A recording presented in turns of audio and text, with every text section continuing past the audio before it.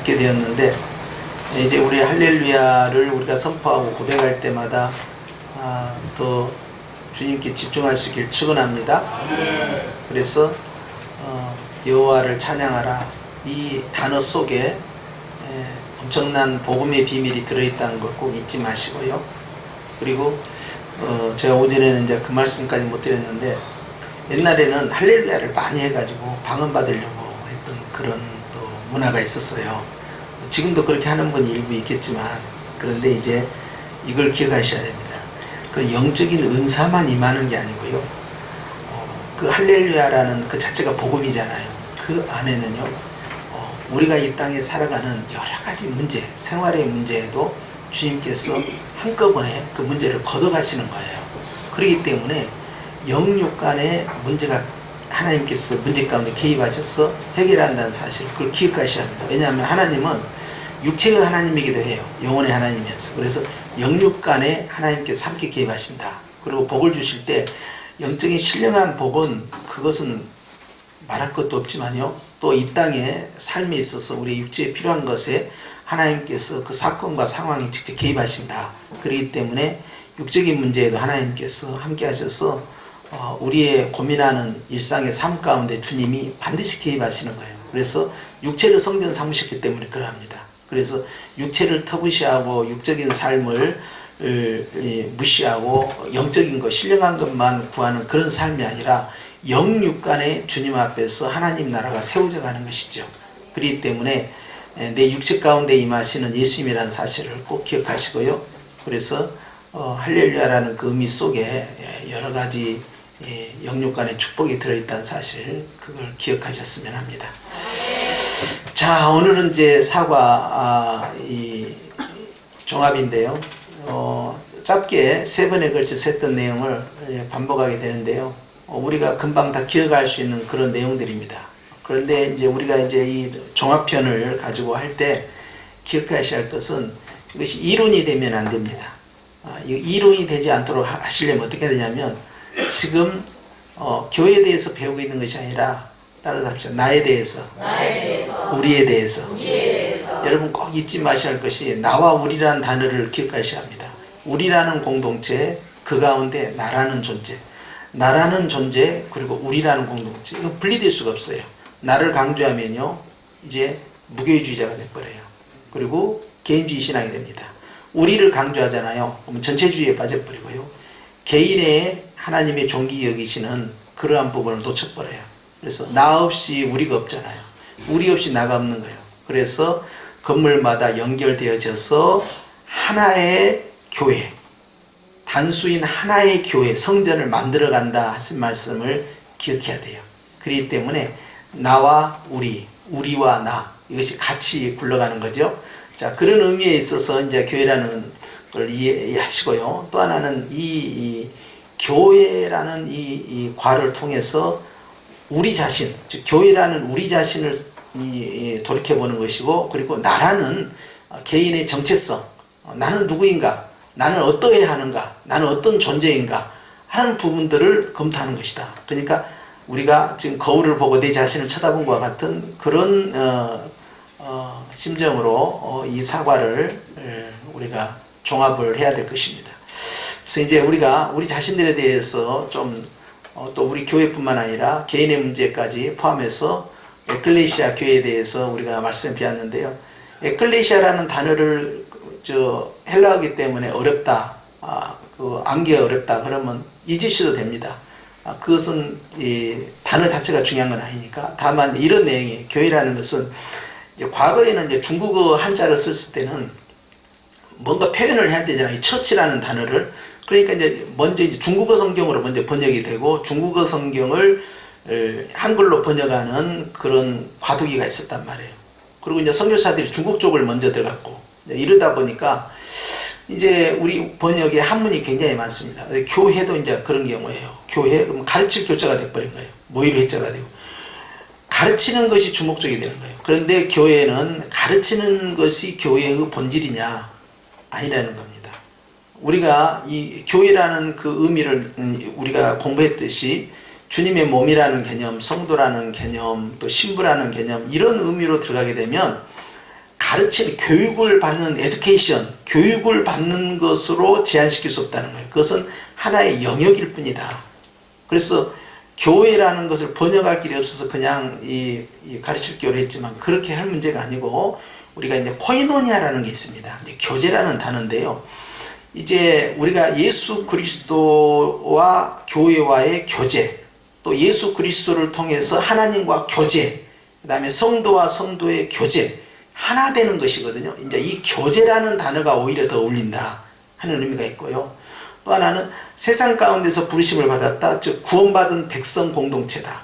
이렇게 이해하시면 되는 것이지, 여기서 뭐 강론한다, 뭐 교육받는다, 우리는 교육 집단이 아니란 말이에요. 우리는 이미 신령한 영적 조직이기 때문에, 영적 공동체이기 때문에 이제 우리가 단순히 가르친다는 것에만 제한되면 안 된다. 그래서 사도행전 2장에 보면 이제 사도들의 가르침을 받았다라는 내용이 분명히 나오지만 그 단어만 나온 게 아닙니다. 그들이 매일 모여서, 날마다 모여서 뭐합니까? 떡을 떼며 그랬어요. 그리고 서로 교제하며 그랬어요. 그렇죠? 그래서 그런 부분들까지 포함해서 교회의, 초대교회의 모습을 우리가 생각을 하셔야 돼요. 그래서 한쪽으로 치우쳐서는 안 되고요. 그래서 이제 교회 그러면 세상으로부터 부르심을 받았다, 또 죄악으로부터 부르심을 받았다, 이제 소명인데요. 또는 하나님이 구원하신 백성의 공동체다, 이렇게 생각하시면 됩니다. 그래서 이제 오전에 말씀드린 것처럼 구약이 이스라엘 백성이 있지만 신약이 이제 새 백성이 발생한 거예요. 새 백성을 우리가 이제 영적 이스라엘, 또 영적 아브라함의 자손으로, 그리고 그걸 교회, 그것을 또 주님의 몸, 또 예수님의 신부, 이런 식으로 호칭이 이제 바뀐다는 거예요. 그래서 구약이 확장이 된 겁니다. 예수님을 통하여서 복음이 확장이 되고 하나님 나라가 확장이 되고 개념이 확장이 된 거예요. 할렐루야, 모든 만국의 백성들아 하나님을 찬양하라, 온 나라들이여 하나님을 찬양하라. 우리는 하나님 모르는데요? 그러면 이게 앞뒤가 안 맞잖아요, 이게. 그런데 우리가 오전에 말씀처럼 온 세계가 하나님을 믿는다는 걸 전제로 하는 거예요. 온 백성이 하나님을 믿는다는 걸 전제하는 거예요. 미래교회를 내다본 겁니다. 그래서 종말의 교회는 이제 온 만국의 아름다운 것들이 들어오고 만국의 왕들이 또 들어오잖아요. 그러면서 온 나라가, 온 백성들이 하나님을 찬양하는, 그야말로 할렐루야를 이루는, 성취되는 마지막 종결점이 뭐냐? 예수님의 재림을 통한 새 예루살렘이었다. 그래서 하나된 교회입니다. 그래서 단수형으로 들어가잖아요. 그래서 이제 교회는 이제 이와 같이 확장된, 신약 안에서, 복음 안에서, 예수님 안에서 확장이 되었다 하는 걸 이해를 하시고요. 그래서 이제 우리가 따라서 이제 그 내용부터 있죠. 시작. 교회는 예배, 기도, 사랑의 교제, 하나님께 영광을 위해서 자기 백성을 세상에서 구별하여 불러내신 성도들의 모임, 공동체, 가족이다, 이렇게 했는데요. 이걸 더 축약하자면 뭐 예배를 위해서 또는 오전에 그 말씀에 빗대어자면 할렐루야를 위해서 부르신 거예요. 또 기도를 위해서 부르신 거예요. 다 같은 내용이죠. 그리고 사랑의 교제도 마찬가지입니다. 사도 요한이 너희가 빛 가운데 가면 우리가 서로 사귐이 있고 하면서 교제에 대해서 굉장히 강조하거든요. 이제 그것은요, 주님과 우리의 관계가 단절됐다 이 말이에요. 죄 때문에. 그런데 예수님이 연결시켜 주셨다는 거예요. 마찬가지로 이제는 예수님 안에서 우리는 하나님과 분리된 자가 아니다, 일치된 자다, 연합된 자다 하는 걸 강조하고, 그러므로 너희들끼리도 서로 연합해야 한다, 이런 원리거든요. 그래서 이 코이노니아라는, 교제라는 개념이요, 교회 안에 굉장히 강합니다. 다만 이제 이걸 조심할 게 뭐냐면, 교제가 확장성을 상실하면요, 그것은 철저히 폐쇄된 교회로 끝나버립니다. 그게 바로 이 구약 이스라엘의 모습이에요. 이스라엘은 선민 사상이 너무 강하다 보니까요, 코이노니아는 이루어지는데 그 코이노니아가 자기 지역으로, 자기 국가로 제한돼 버린 거예요. 교회도 마찬가지예요. 교회도 사랑의 교제가 굉장히 중요하다고 그랬잖아요. 하나님과의 교제, 우리와의 교제. 그래서 주님과의 사랑, 우리끼리의 사랑, 이게 중요하다고 했죠. 이게 심지어 이제 새 계명이잖아요. 그런데 이 사랑의 교제가 이렇게 중요하지만 확장이 되지 않잖아요. 폐쇄적이 되잖아요. 그러면 그것은 교회가 개인주의 또는 이기주의로 빠져버려요. 그래서 개교회화 되는 성향이 아주 강합니다, 오늘날에는. 근데 이것을 빨리빨리 깨줘야 돼요. 이제는 개교회주의가 의미가 없어요. 그리고 나중에 종말에 환란이 되면요, 교파도 의미가 없습니다. 그때는 교단도 의미가 없어요. 그때는 딱 하나로 가는 거야. 예수님의 신부된 교회냐 아니냐의 이야기지 다른 건 없어요. 뭐 나는 중간에 있다. 저쪽은 완전히 뭐 다른 종교를 믿는 뭐 다문화권에 단 타종교다. 타종교도 없어져요. 종말에 가면. 종교도 전부 통합이 됩니다. 하나로 딱 짐승교 하나예요. 적그리스도교 하나 이걸로. 그러면 거기는 전부 짐승의 육륜교표 받는 것이고 안 받는 자와 받는 자로 쫙 쪼개지고 신부된 교회와 신부가 아닌 걸로 쪼개져 버리고 교회도 다 타장마다 큰 것처럼 다 틀어져 나가는 거예요. 그냥 아주 이분법입니다. 간단해요. 그냥 흑백 논리로 쭉 쪼개져 버려요. 그냥 진짜와 가짜로 양과 염소로 너무너무 간단하게 짐승의 표 있니 없니 이걸로 끝나버린다 이 말이에요. 자, 그렇기 때문에 교회가 이 확장성을 주재하게 되면 교회는 이기주의에 빠져버린다는 거예요. 그래서 우리가 성현이라는 이 가족 공동체를 소중히 여기면서도 이걸 자꾸 확장해 나가야 된다. 따라서 이것이 전도이며 선교이다. 그러니까 외부 사람이 교회에 들어오는데 불편해. 왜냐하면 그 진입하는 그 장벽이 불편해. 여전도회나 이 교구나. 그리고 그 한계치를 넘지 못하고 계속 주변에 맴돌고 있는 거야. 그러면은 문제가 상당히 심각해진 거예요. 답이 안 나오는 거예요. 그래서. 그러면 그 모습 그대로 그 고정된 숫자로 계속 갈 뿐이에요. 그러면 전부 교회는 고령화가 돼버린 겁니다. 확장성이 상실돼 버리면 안 되는 게 교회가 가지고 있는 기능이 전투력을 왜 가지고 있느냐. 전투력은요. 안에 있는 걸 지킬 뿐만 아니라 바깥으로 나가기 위해서 그런 거예요. 그래서 하나님의 나라를 확장하고 건설한다 하는 것은 땅끝까지 이르러서 전쟁으로 말하자면 정복해 가는 것이고요. 신앙으로 말하자면 복음을 전파하는 거예요. 그래서 우리의 이 교회라는 이 공동체가 어느 정도의 확장성을 갖느냐에 따라서 결국 달라지는 것이죠. 그래서 우리는 두 가지를 해야 됩니다. 우리의 가족들을 잘 연합된 그런 가족 공동체로 묶는 것과 함께 언제든지 확장성을 가지고 외부에 새로운 이 가족들이 들어오는데 아무 불편함이 없도록 또 개방적인 그런 두 가지의 역할들을 교회가 할 때 건강하게 성장된다 하는 걸 여러분 절대 잊으시면 안 돼요. 그래서 이제 우리가 자꾸 이걸 왜 자꾸 강조해야 되냐면 우리도 모르게 무의식 가운데 고착화가 됩니다. 그래서 우리가 뭐 치석 같은 것도 보면은 처음에는 별거 없어요. 그런데 시간이 흘러가면 흘러갈수록 그것이 작은 미생물들이 축적되고 쌓이고 그러다 보면 단단한 돌이 돼버리거든요. 교회도 마찬가지예요. 지금까지 했던 패턴 그대로 가는 거예요. 그 교재 그대로 가는 거예요. 어떻게 하면 이것을 깨뜨리고 어떻게 하면 더 확장을 시키느냐 이것을 의지적으로 노력을 해야 돼요. 이게 마치 우리가 뭐 새해가 되면은 뭐 이제부터는 내가 다이어트하고 이제부터 운동해야겠다 하는데 이게 얼마 하다 보니까 힘들다 피곤하다 바쁘다 이렇게 하면서 잘 안 되는 거 그 이상으로 힘든 것이 바로 이거예요. 관성의 법칙을 깨버려야 돼요. 하던 대로 하는 것을 깨버려야 돼요. 그러니까 매일같이 내 자신을 쳐서 복종시키고 새로운 것을 도전하고 새로운 질서 가운데에서 내가 하나님께 쓰임받도록 내 자신을 개혁하는 일에 변화시키는 일에 계속 채찍질을 가야 한다는 의식적으로. 안 그러면요 앉아있으면 눕고 싶고 누워있으면 자고 싶은 거예요. 우리의 문화가 그렇게 되어 있다는 거예요. 그것이 전통이 돼버립니다. 이 전통을 깨버려야 돼요. 진리가 아닌 전통을 빨리빨리 깨야 된단 말이에요. 그래서 옛날에 내가 주일학교 때 했던 내가 중고등학부 때 했던 거, 뭐 청년부 때 했던 거, 내가 뭐 30년 전에 목회했을 때 다 기억나잖아. 20년 전, 10년 전.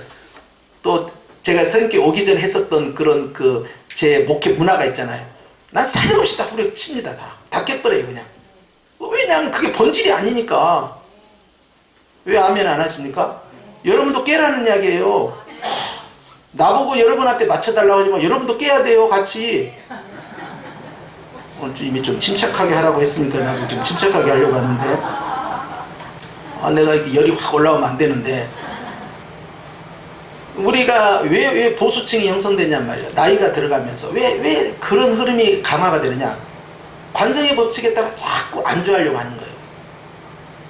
이게 젊은 청년이 돼야 되거든요. 새로운 거에 도전하고 나는 지금 눈 시퍼렇게 두고 나는 뭐 새로운 도전을 나는 항상 찾는 사람이에요. 나는 언제든지 복음이 아닌 것은 과감하게 다 뒤집어 엎어버려요.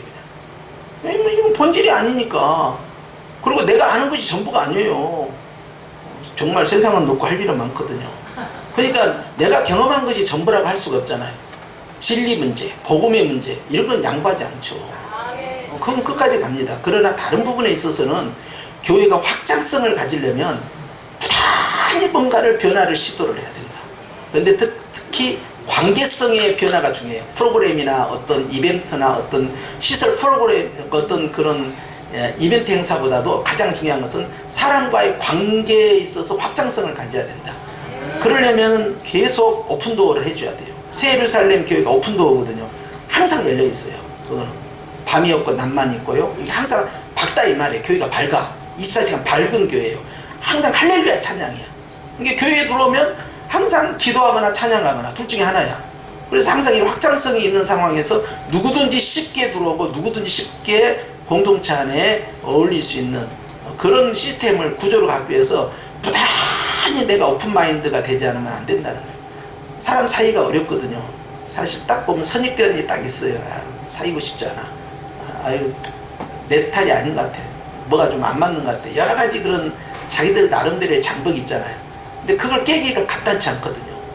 그러니까 제가 이런 잔소리를 계속하고 우리가 서로 간에 계속 피드백을 받으면서 야, 계속 이렇게 가는 것이 과연 옳은 것인가. 나는 주님 앞에서 더 부단한 새수를 이 부대에 담는 그런 변화된 나의 또 새로운 주님의 기대치가 있는 건 아닌가. 이런 걸 자꾸 고민해야 한다는 것이죠.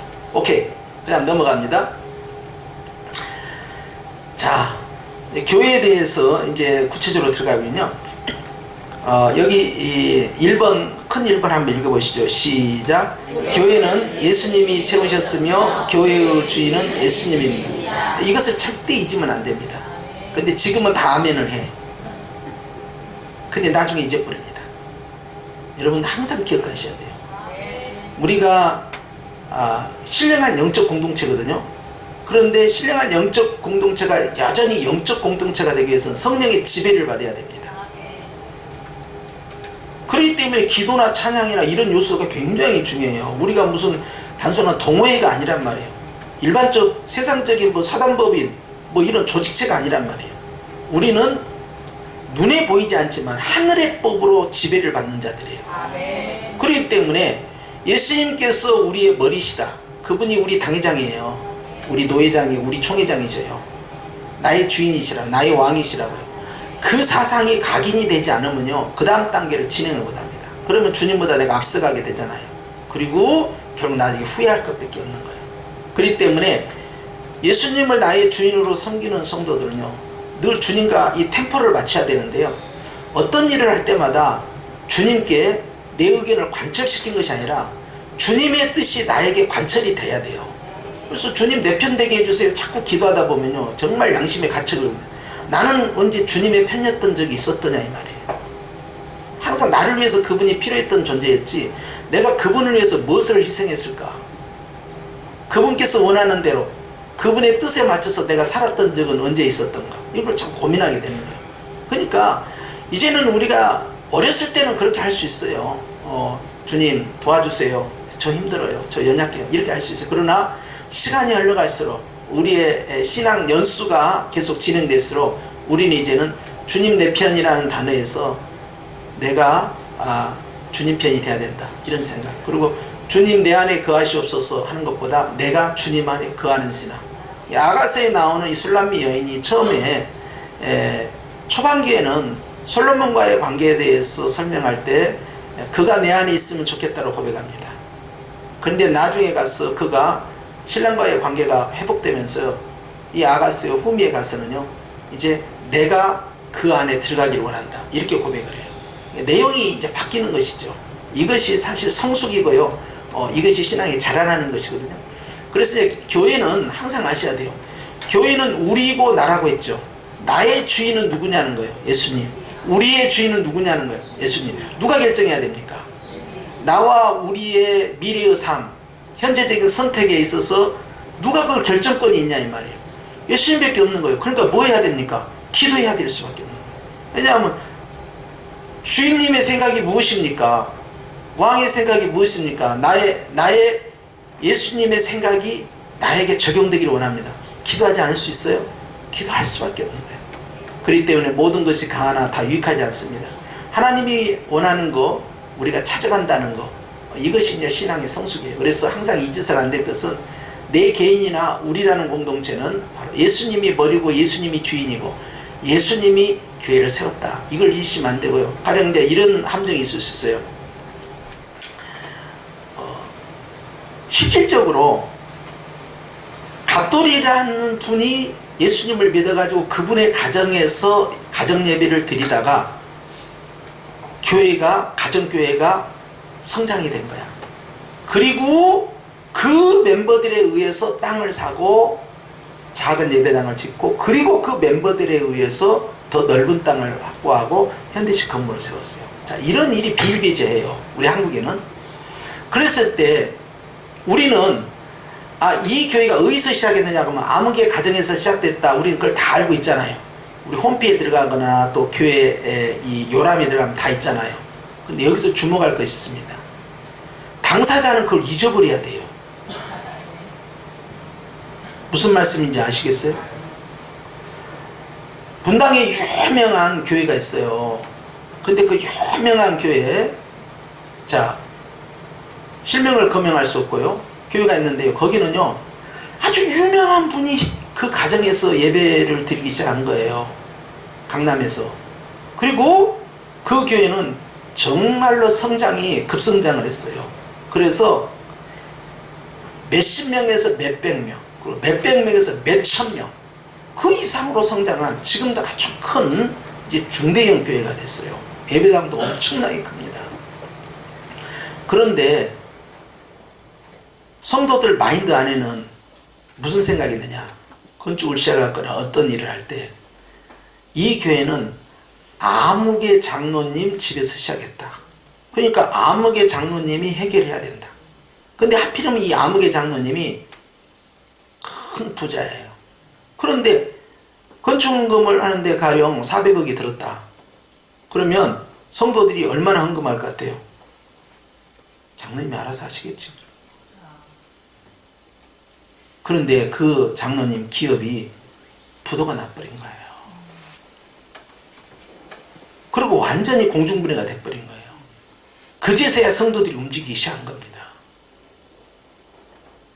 난 참 안타까운 일이에요, 그게. 그리고 그 장로님도 본인은 겸손이라는 측면에서 시작을 한 거야. 어떻게 했냐면, 제가 이거 다 해버리면 제 교회라고 소문나니까요, 성도들이 다 하고 나서 부족 부분을 내가 보충해야겠다. 이런 생각으로 전면에 나서지 않은 거예요. 그리고 얼마 있다가 그 기업이 날아가 버린 겁니다. 휴지 조각이 돼버렸어요. 이름 되면 여러분이 다 아는 분들이에요. 나는 그걸 보면서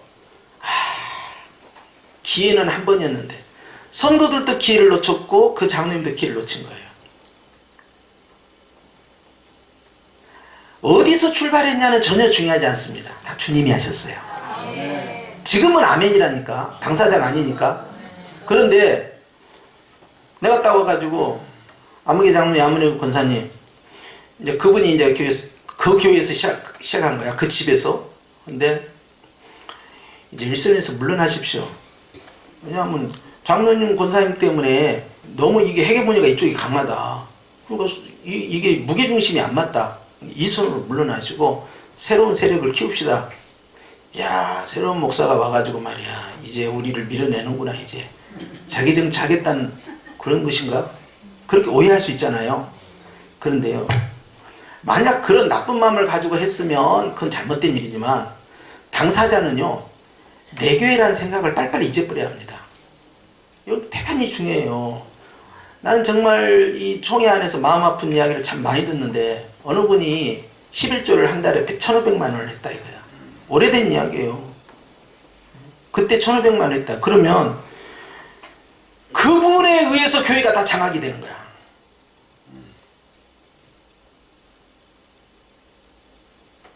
그렇다고 해서 그분이 나가버리면 그 교회는 어떻게 됩니까? 그 교회의 재정의 절반 이상을 그분이 하고 있는데 웃어야 됩니까? 울어야 됩니까? 이게 문제는 성도들이 다 눈치 본다는 거예요. 정상적인 의사결정이 전혀 이루어지지 않아요. 심지어는 담임 목사조차도 앗소리도 할 수가 없는 거예요. 저쪽에서 기침하면 이쪽에서는 감기 걸리거든요. 어떻게 할 수가 없는 거예요. 여러분, 이 구조가 건강한 구조입니까? 여러분이 만약에 한 달에 1,000만 원, 5천만 원 11조 할 수 있는, 1억을 11조 할 수 있는 그런 복을 받다면 여러분 어떻게 해야 될 것 같습니까? 여러분은 내가 더 겸손하게 이름도 없이 빛도 없이 그렇게 하겠나이다, 그렇게 생각하시죠? 1억을 안 바치니까 대답은 그렇게 하신다 이거예요. 내가 오늘 흥분하면 안 되는데, 자 여러분, 그게 아니에요. 나도 모르게 따라온 자가 있어요. 교만은 패망의 선봉이다. 나도 모르게 따라와요. 나를 무시해? 나 없이 뭐 돼 여긴? 큰일 날 일입니다. 다행히 우리 교회는 1억 11조 하신 분이 아직 없어서 참 감사한데, 앞으로 생기더라도요, 여러분 이건 정말 조심해야 돼요. 그것은 내 것이 아니에요. 주님 것이에요. 그리고 내가 10분의 1을 드린 게 아닙니다. 내가 10분의 9를 받은 거예요. 이런 생각을 자꾸 못하게 되면요, 결국 주님은 한 달에 10만 원 11조 하도록 만들어 주셔요. 그렇게 되고 싶으세요? 아니잖아요. 내가 왜 돈을 벌어야 되는지 아세요? 11조 많이 하려고 돈 벌어야 되는 거야.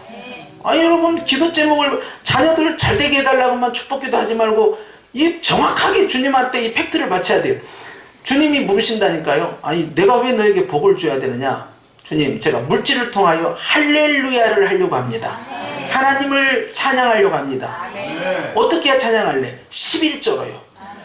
내가 11조를 어마어마하게 많이 해서 하나님을 찬양하고 싶습니다. 왜냐하면 하나님이 10의 구를 이렇게 많이 주셨노라고 나 이거 자랑하면서 예수님을 오픈하고 싶기를 원합니다. 오늘 할렐루야 했더니 그냥 또 눈이 내려오면서 눈들이 막 할렐루야를 춤추고 내려오잖아. 우리는 그냥 물질로도 할렐루야가 그냥 나와야 되거든요. 그러니까 이 기도의 패턴이 바뀌어야 된다는 거예요. 그래서 내가 하나님 앞에서 그런 선한 목적을 가지고 영광 돌리기 위해서 재물에 대해서 집중력을 갖는 것이 뭐가 잘못됐습니까? 아니잖아요. 물론 정당한 과정이 있어야 되겠죠. 그게 전제돼야 되겠죠. 그런데 항상 아셔야 할 것이 나의 모든 것에 나의 주인은 누구다? 예수님이라는 사실을 잊어서는 아니 됩니다. 또 교회의 주인은 누구다? 예수님. 그러니까 이런 부분을 굉장히 조심해야 돼요. 로마 바티칸이요, 이제 구조적으로 그 조직 내부가요, 절대 그런 겸손의 구조가 아닙니다. 교황제 자체가요, 교황제가 기본적으로 가지고 있는 치명적 약점이요, 사람을 높이는 구조가 형성된 거예요. 피라미드로 돼 있어. 굉장히 위험한 구조예요. 나는 아무것도 아니오가 돼야 되거든요. 나중에는 얼마나 교만했는지 교황은 원죄가 없다, 무오하다 그래버린 거예요. 무오하다. 교황은 오류가 없다는 거예요. 그런 주장을 하면 안 되거든요. 오직 주님만이 무오하신 거예요. 나머지는 아무것도 아니에요. 뭐 사제권을 받았고 천국 열쇠권이 있으니까 그런 식으로 자기를 합리화시키면 안 돼요. 우리는 다, 사도 바울도 그랬잖아요. 나는 죄인의 괴수다 그랬고요. 나는 사도들 가운데에서요 가장 지극히 작은 자고 나는 만삭되지 못해서 태어난 자와 같다. 성도들 가운데 가장 약한 자다 그랬어요. 그런데 하나님 앞에서 나도 모르는 사이에 내가 머리가 딱 돼. 내가 결정하는 거야. 내가 선포하는 거야. 내가 주도하는 거야. 굉장히 위험한 겁니다. 여러분 이거 조심하셔야 돼요. 그래서 항상 스스로에게, 자기 영혼에게 자꾸 이야기해야 돼요. 야, 네 주인은 네가 아니잖아. 네가 결정하지 말고 주님이 결정하려면 너 엎드려 기도해야 돼. 너 성경 읽어야 돼. 주님의 뜻을 찾아야 돼. 내가 자꾸 주님 편이 돼야 돼요. 그럴 때 주님이 이제 나의 삶을 돌봐주신다. 여러분 이걸 절대 잊으시면 안 돼요. 그래서 나중에 우리 교회가 부흥되고 여러분의 가정이 잘 되고 여러분의 자녀가 영육간에 잘 되고 또 높은 위치로 올라가고 그렇게 할 때마다 여러분 아셔야 합니다. 주님이 하셨습니다. 나는 아무것도 아닙니다. 그리고 주님, 이것은 다 주님 것입니다. 처음부터. 내 것은 하나도 없습니다. 이걸 자꾸 인정을 해야 돼요. 이 모든 매사에 끈끈이 이걸 선포해주고 아주 인을 치는 거야. 도장을 치는 거야. 주님이 하셨습니다. 주님 것입니다. 주님이 하셨습니다. 주님 것입니다. 직장도 사업도 뭣도 심지어는 자녀조차도 내 것은 아무것도 없는 거야. 그냥 모든 것들이다. 그래서 이런 부분에서 스스로 자기를 부인하는 훈련을 자꾸 해야만이 사단이 틈을 못합니다. 할렐루야. 그래서 주님이 계속 개입하실 수 있는 여지를 만들어 놓으셔야 한다. 그 다음 큰 2번으로 갑니다. 시작. 교회는 무엇입니까? 나는 누구입니까? 우리에 대해서 보자는 거예요. 나는 누구냐는 거야. 나로 말할 것 같으면 누구냐는 거예요. 작은 1번 뭐예요? 나는 누구예요? 주님의 몸이에요. 자, 많은 사람들이 이거 생각해 봐요. 주님이 지나가실 때 주님의 그 겉옷이라도 만지고 싶어서, 주님의 몸이 터치하고 싶어서, 그러면 능력이 나오는 줄 알고 주님의 몸을 다 만지려고 했어요. 혈류병 들린 그 여인도 가만히 가가지고 예수님의 옷 끝자락을 만졌단 말이에요. 터치했단 말이에요. 자, 그런데 우리는 옷 끝자락이 아니라 우리는 주님의 몸이라는 사실은 이 얼마나 고귀한 위치입니까? 감히 주님의 몸이라니까요. 우리가 성도가 어느 정도의 레벨로 존귀한 자인가를 아셔야 된다는 거예요. 칭찬과 영광과 존귀가 교회 가운데 있다니까요. 천사들은 죽었다 깨도 이렇게 될 수가 없어요. 그러니까 천사들이 우리를 부러워한 거예요.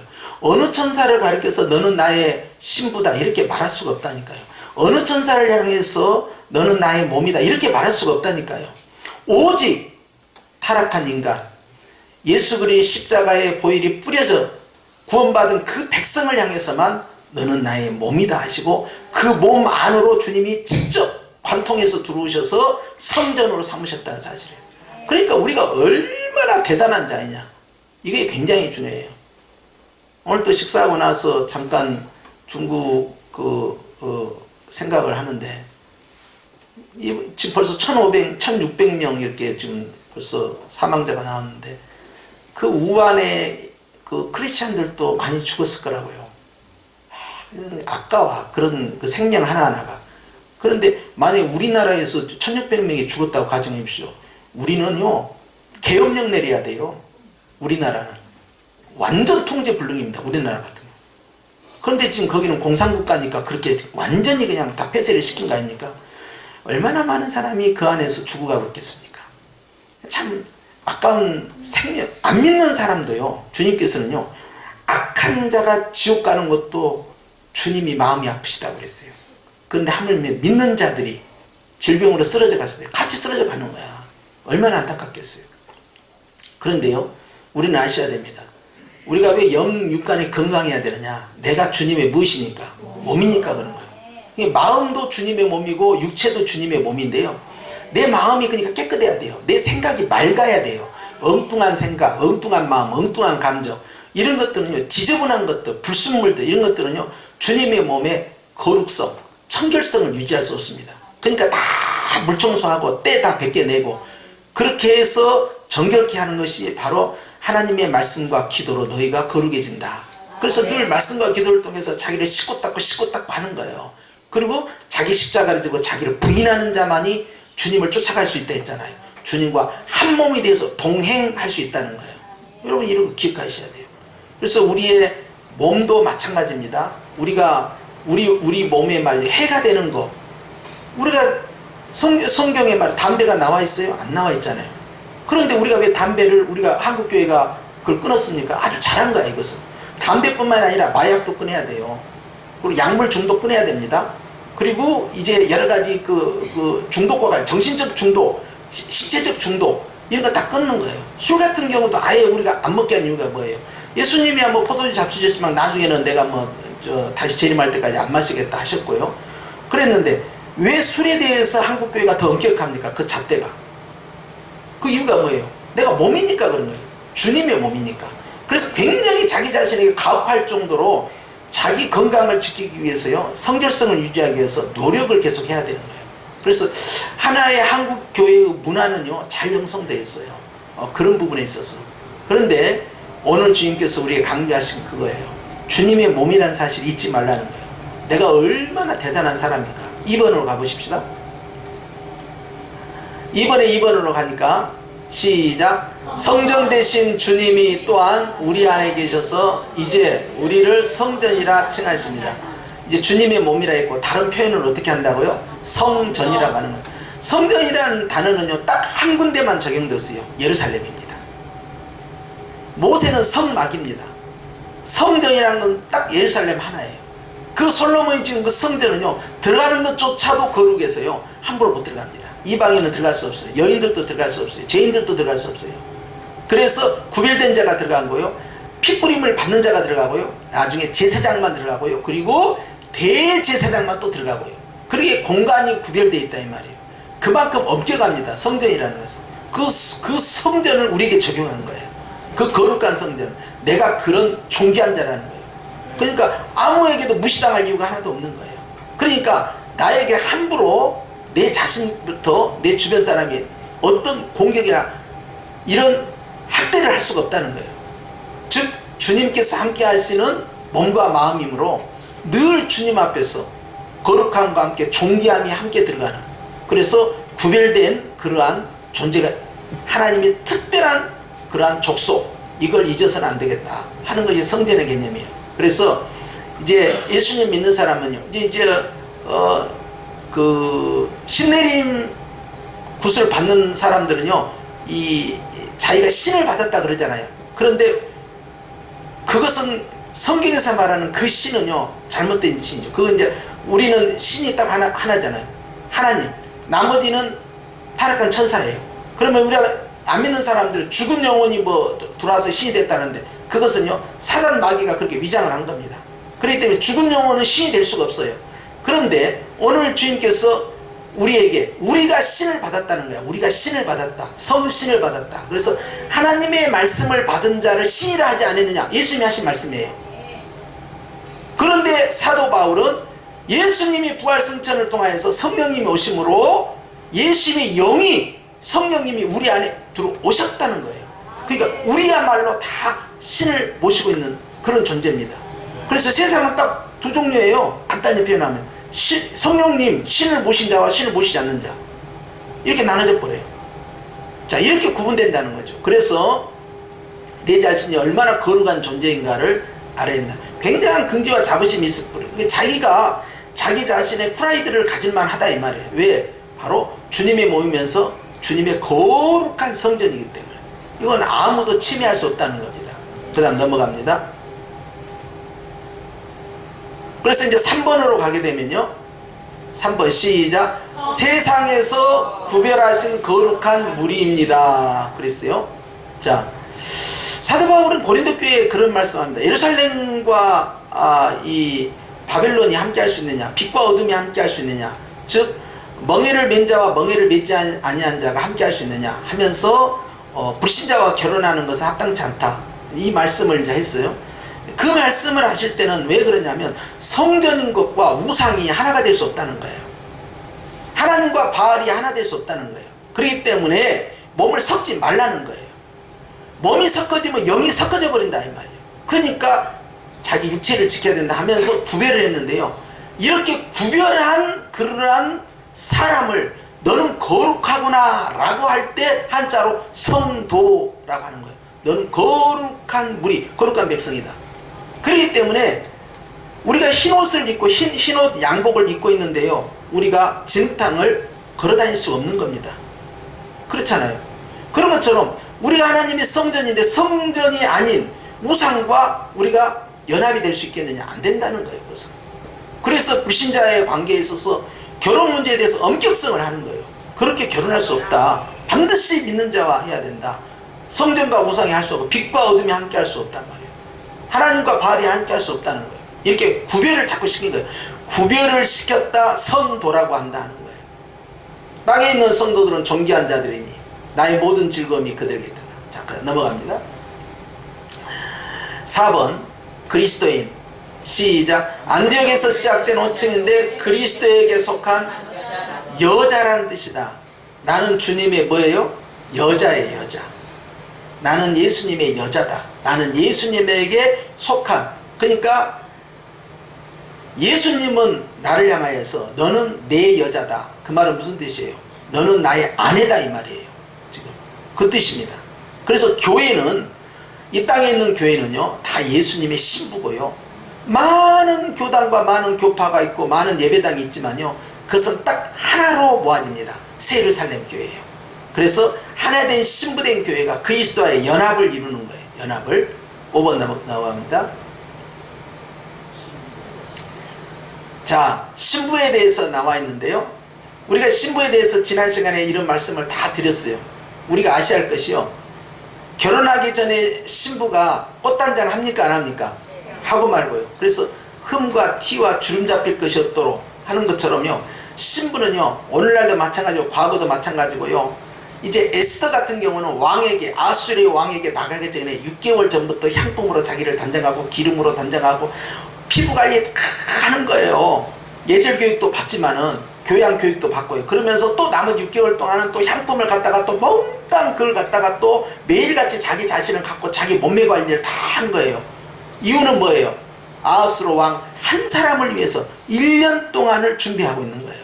그렇죠? 오늘날도 마찬가지잖아요. 결혼하기 전에 우리는 여러 가지 이제 자기를 꾸미는 과정을 합니다. 피부샵에 가서 이제 뭐 한다든지, 또는 뭐 병원에 가서 점을 뺀다든지, 뭐 여러 가지, 뭐 치과에 가서 뭐 치아 뭐 관련된 치료를 받는다든지, 뭐 여러 가지 준비를 해주잖아요. 자기 신체와 관련돼서도. 그런 것 없이 그냥 얼렁뚱땅 해가지고 결혼식에 가는 신부가 없어요. 그리고 항상 자기를 아름답게 가꾸려고 노력을 하죠. 자, 주님께서는요 우리에게 이렇게 말씀합니다. 이 19장 7절에 보시면, 그의 아내가 자신을 뭐하였고? 준비하였으므로. 자신을 뭐 했다고요? 준비했다는 거예요. 씻고 닦고 자기를 아름답게 꾸몄다는 거예요. 우리가요 아름답게 꾸미니까 천국 가는 거 아닙니다. 우린 천국 백성이니까 아름답게 꾸며야 되고, 우리가 예수님과 결혼하려고 아름답게 꾸민 게 아니에요. 예수님의 신부이기 때문에 아름답게 꾸며가는 거예요. 완전히 이게 근본 원점이 뭔가를 보셔야 되죠. 자, 주님의 신부는 우리는요 거룩하게 한다. 자기 자신을 구별된 삶으로 산다. 그래서 우리가 죄를 경계하는 것이고 하나님이 기뻐하지 않는 것을 멀리하는 것이고요. 그렇기 때문에 빛 가운데만 걸어가기 위해서 자기 자신을 아름답게 갖고, 자기의 심령, 자신의 인격, 자신의 생활, 자신의 육체의 삶, 이런 것들이 오염되지 않도록, 오염되면 즉각적으로 보혈로서 씻음을 받고, 그리고 주님 앞에 자기 자신을 정결케 하는 과정을 계속 밟아가는 거예요. 자, 이것이 굉장히 중요하다는 것입니다. 그래서 저와 여러분은 바로 이 과정 가운데 들어있어요. 우리는 계속해서 우리 자신을 만들어 가고 있습니다. 영적인, 인격적인 요소뿐만 아니라 우리의 삶 자체도 하나님 앞에 아름답게 만들어 가는 거예요. 왜 그렇게 만들어 가야 되느냐? 바로 주님 앞에 신부로 서 있어야 되기 때문에 그러하다 하는 것입니다. 그래서 이제 19장 8절이 이제 삭제가 됐는데, 19장 8절은 그거예요. 빛나고 깨끗한 세마포옷을 입는다. 빛나고 깨끗한 세마포옷이 무엇일까? 옷이 왜 빛이 날까? 옷이 빛나는 이유는 하나입니다. 이 자체가, 옷 자체가 발광체가 아니에요. 반사체예요.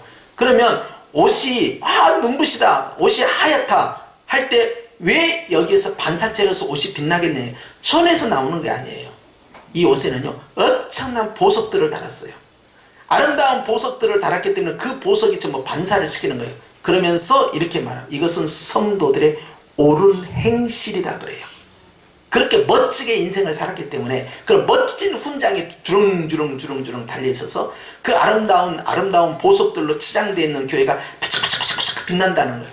그래서 21장에 보면 새 예루살렘 교회가 말이죠, 벽옥으로 되어 있고 금강석으로 되어 있고 다이아몬드로 되어 있다는 이야기예요. 그리고 문은 진주로 되어 있고 12보석으로 되어 있고, 아름다운 것들을 총동원해서 보석으로 설명합니다. 보석 이상으로 더 이상 설명할 것이 없어요. 그리고 바닥에는 전부 길바닥에는 정금을 깔아버린 거예요. 이보다 더 어떻게 다른 걸로 표현할 길이 없는 거예요. 최고라는 거지. 최고의 극상품 신부로 만들었다. 우리가 그러한 삶을 위해서 어떠한 삶을 살아야 되겠느냐? 네가 신부로서 네 자신을 함부로 살아야 되겠느냐? 얼마나 깨끗하고 거룩하고 청결하고 아름답고 멋진 인생, 아름다운 성품, 아름다운 인격, 아름다운 생활, 아름다운 삶의 모습이 있어야 되지 않겠느냐? 그런 것을 계속 강조하시는 거예요. 그래서 21장 2절 시작. 또 내가 보매 거룩한 성 새 예루살렘이 하나님께로부터 하늘에서 내려오니 그 준비한 것이 신부가 신랑을 위하여 단장한 것 같더라 그랬어요. 뭐한 것 같더라? 단장이라는 거예요. 우리는 그 신부 단장을 위해서 우리는 지금도 열심히 하나님의 말씀과 기도로 내 자신을 가꾸어가고 있는 중이죠. 그렇죠? 그래서 흠이 있으면 그걸 수정하고 교정하고 치유하고 또 나가고 또 나가고, 주님이 이런 과정을 계속 보고 계시는 거예요. 어린 양의 아내를 내게 보이리라. 그 다음 넘어갑니다. 자, 이제 마지막으로 교회의 권세, 따라 교회의 권세, 나의 권세. 나에게, 우리에게는 이런 힘이 있다는 거예요. 이런 힘이. 여기 보면 마태복음 16장 18절에 은비의 권세가 이기지 못한다. 은비의 권세는 사망 권세입니다. 은비의 권세는 지옥 권세입니다. 은비의 권세는 흑암의 권세입니다. 은비의 권세는 사단의 권세입니다. 은비의 권세는 세상 권세입니다. 이 모든 것들이 다 여기 포함되어 있어요. 그래서 우리가 성경에는 사실 흑암의 권세 따로 있고 사망 권세 따로 있고요, 또 은비의 권세 따로 있고 지옥 권세가 따로 있는데, 이 모든 것들 이 하나에 다 들어가 있어요. 그런데 이렇게 하나님으로부터 오지 않은 하나님의 권세와 대적되는 이 음부의 이 권세가 결국 이기지 못하리라 라고 선언했다 이거예요. 이것이 어디서 나오냐? 교회의 권세, 즉 나와 우리의 권세 가운데 우리에게 존재한다는 사실입니다. 할렐루야. 그리고 이기지 못할 뿐만 아니라 주님께서 우리에게 주신 것이 뭐예요? 바로 천국 열쇠. 이거 베드로에게만 준 게 아니에요. 사도에게만 준 게 아니에요. 똑같이 주님에 대해서 똑같이 고백하는 자, 주는 그리스도시요 살아계신 하나님의 아들이라고 고백하는 자. 우리는 또 도마의 고백 있잖아요. 예수님은 누구십니까? 예수님은 나의 주님이시요 나의 하나님이시다. 고백하는 자들에게 부어주시는 하늘의 권세가 있는데 바로 천국 열쇠의 권세다. 그것은, 열쇠라는 것은 묶여있는 걸 푸는 거잖아요. 그렇죠? 열어버린다는 거예요. 그런데 그 여는 것을 하늘에서 여는 게 아니고 땅에서 연다는 사실이 중요한 거죠. 그러니까 이 땅에서의 어떻게 관계성을 푸느냐, 묶느냐, 이게 굉장히 축복권과 저주권이 땅에서 결정되도록 주님께서 허용해 주셔요. 왜? 우리는 주님의 몸이기 때문에 그래요. 굉장한 권세입니다. 우리가 이 땅에서 여행을 하고 인생의 여행을 하고 있지만요, 우리의 소속은요 여전히 우리는 천국 시민권자예요. 이번에도 보세요. 일본에 크루즈선에 지금 미국 사람들 몇백 명 있다고 하니까 미국에서 비행기 보내겠다. 다 내놔라. 우리 시민권자도 우리가 알아서 하겠다. 달라는 거예요 지금. 너희들을 더 이상 감당 못한다 일본에서. 그러니까 안 줄 수 있어요? 줘야지. 다 내보내줘야 돼요. 우리가 우한에서도 그랬죠. 우리 한국 국적하고 우리 시민권자 다 내놔라. 그래서 계속 몇 차례 지금 모시고 오는 거 아니에요? 왜? 나라가 지키겠다는 거예요. 마찬가지예요. 나는 세계 어느 곳에 이 땅에서 인생이라는 여행을 우리가 뭐 몇십 년을 하든 또는 뭐 그보다 훨씬 많은 세월을 여행을 하든 우리에게 갖고 있는 여권은 딱 하나예요. 그럼 뭡니까? 천국이에요. 내 소속이 천국이에요. 그렇기 때문에 나는 천국에 속했는 자예요. 그러니까 그 주권과 시민권에 나는 영향력을 받는 거예요. 그렇기 때문에 주님이 지켜주겠다는 거예요. 어느 곳에 가든지. 그리고 주님께서 열쇠를 줬어요. 땅에 가거든 묶여있는 거 있으면 이걸로 풀어버려라. 야, 알겠습니다. 그리고 네가 꼭 묶어야 할 것이 있으면 그때는 이걸로 묶을 수 있다. 자, 주님께서 우리에게 이와 같이 축복해 주셨다. 18장 19절도 마찬가지입니다. 주님의 이름으로 모인 곳에 내가 너희와 함께 한다라는 이 말씀 있잖아요. 두세 사람이 내 이름으로 모인 곳에 나도 그들 중에 있느냐. 왜? 나는 누구예요? 두세 사람이 나는 누구예요? 주님의 몸이에요. 벌써 우리라는 복수가 들어가는 순간부터 교회가 시작된 거예요. 이걸 잊어서는 안 됩니다. 개인도 교회이건을 함께 모여 예수님의 이름으로 적은 무리가 모여도 주님께서 내가 그들 중에 있느니라 임마누엘을 선포하셨어요. 할렐루야. 또 있습니까? 예, 안타깝게 있습니다. 사도행전 1장 8절 시작. 오직 성령이 너희에게 임하시면 너희가 무엇을 받고? 아니, 교회의 권세가 있는데 또 권능이 나타났네요. 자, 근데 이 권능이 어떻게 오느냐 하니까 성령이 너에게 임하시면 그랬어요. 성령님이 우리 안에 임하셨어요? 안 임하셨어요? 이미 임하셔서 열심히 동고동락하면서 살고 있는데, 자, 그러면 성령의 권능은요 성령께서 주시는 거예요. 그렇죠? 우리는 하나님 앞에 기도하고요 성령님께서 움직여 주시는 것입니다. 예수님의 이름으로 기도할 때 주님이 움직여 주시는 거예요. 이제 새로운 하늘에서 뭐 불이 임하는 게 아니고요, 이제는 내 안에 계신 성령 하나님께서 내 안에서 역사하시는 거예요. 나타나신다, 역사하신다. 그런데 주님이 권능을 보여주겠다는 거예요. 할렐루야. 자, 이 권능은 여러 가지 의미가 있죠. 이제 사도들이 이 권능을 가지고 처음에 행사했던 것은 방언의 은사가 터지는 거였고요. 그리고 이제 그리스도의 복음을 담대히 전하는 그런 권능이 있었고요. 그래서 사람들 낯가리지 아니하고 또 무서워하지 않고 두려워하지 아니하고 담대함이 심령이 완전히 새로워진 거예요. 그리고 아름다운 공동체를 이끌어가면서 이제 리더, 지도력이 강화가 됐어요. 그리고 병든 자를 고치고 귀신을 쫓아내고 안전뱅이가 일어서고 죽은 자가 살아나는 그런 육체와 관련된 사역도 나타나고 복음을 전파하면서 귀신을 쫓아내는 영적인 사역도 같이 나타나는 영육의 사역이 한꺼번에 나타나는 것이 권능의 역사고요. 이것은 오직 복음의 확산을 위해서, 교회의 확장성을 위해서, 즉 선교를 위해서 이걸 쓰라 하신 거예요. 그렇기 때문에 여러분 가운데 주님 저에게 권능을 주시면 제가 주님의 복음을 전하는 일에 쓰겠습니다. 아주 정확한 정답으로 고백을 한 거예요. 잘한 거예요. 그렇죠?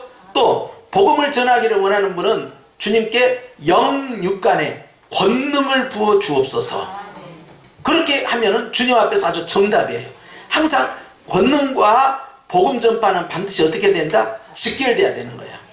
할렐루야. 이제 목회자 같은 경우는요, 이제 이 선교지에 가서는 이제 주님의 이름으로 성령의 은사가 나타나고 병든 자가 귀신이 쫓겨나고 막 그런 거 있을 거 아닙니까? 그런데 그것은 항상 잠시야.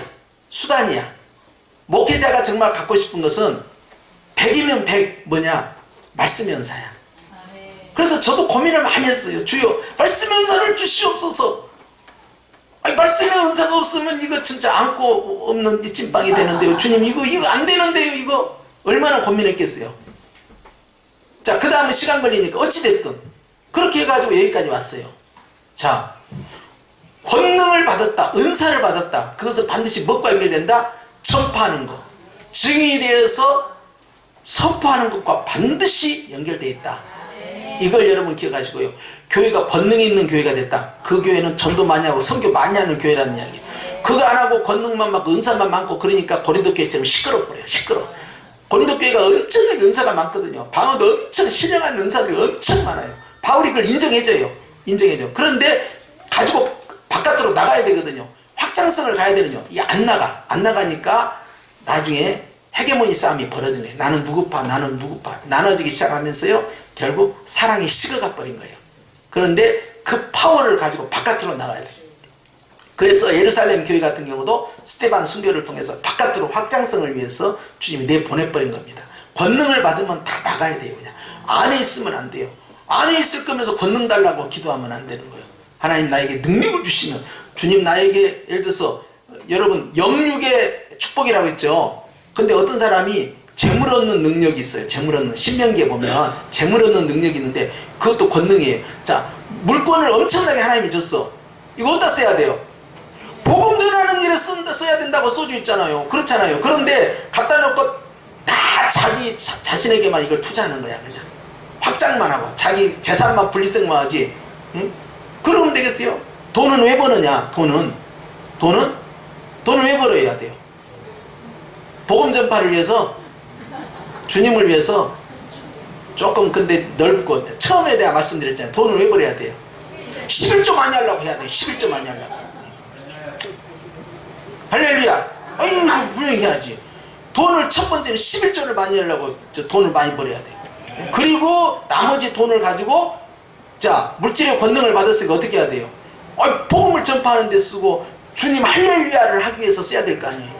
주님을 찬양하기 위해서. 그렇죠? 선한 일, 착한 일, 아름다운 일, 복된 일을 해야 될 거 아닙니까? 할렐루야. 한번 터져야 되는데, 우리 식구들 가운데서 이게 물건이 한번 이게 터져야 되는데 왜 아멘 안 하고 주의하는 거예요?